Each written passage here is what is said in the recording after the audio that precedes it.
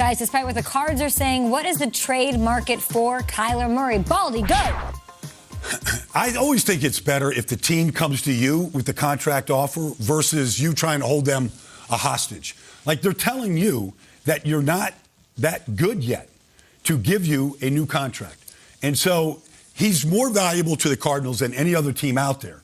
But if you're the Cardinals and he makes this posture and makes these statements that I want a contract or I'm not playing, then you've got to pick up the phone and see what kind of interest there is out there. It takes one team, and especially this time of year when teams get a little loose and a little aggressive. I mean, we were talking a year ago where Aaron Rodgers looked like he was going to get traded right around the draft, and that whole thing exploded on draft day. I don't know. Kyler has a bit of a reputation problem, and I don't know how much of it is true or not. He doesn't deny much of it, that football is one of the priorities for sure.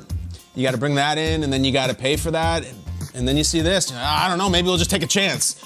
I can't get my finger on what the trade market is. I think the talent is that good that one of these teams might say, screw it. Instead of drafting Malik Willis, we'll try this guy, and we'll be willing to pay him.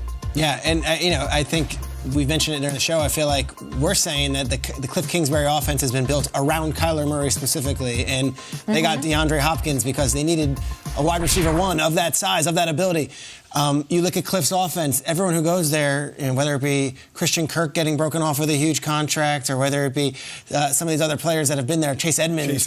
He finds a way to get the most of you. So the feeling around the league is, well, he's got this young, great offensive coach, and that's the most that they've got out of him. Why aren't they paying him? Is there a stink on that? Like, why are they not bending over to make sure that they can give him the money right away? Why should we be the one? So I look at teams that need quarterbacks, like Seattle, I think, needs a quarterback. Division rival? Would they trade in a division? Probably not. The Saints, they were very active in the Deshaun, but they just signed Jameis. And Atlanta, I don't know where the fit is. I said Houston earlier in the show because Davis Mills is fine, but Kyler's a Texas guy.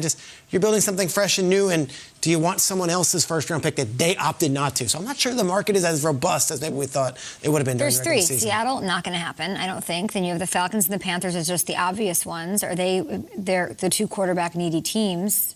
Too many question marks. You just spat out like 20 question marks. Too many question marks and such a high price. I think if you're a defensive coordinator and you're going up against the Cardinals, you don't fear Kyler Murray. No. Like, I don't think... Really? I think when Bill Belichick puts a game plan together, like, we're going to keep him right in the pocket and make us beat it. We're not even going to try to sack him. We're just going to keep him in this little area and make him throw from there. And he wasn't very good, against the Patriots 2 years ago. So I think some coordinators feel like this is not Joe Burrow. This is not Russell Wilson. This is not one of these guys that to the very last play, we got to worry about him.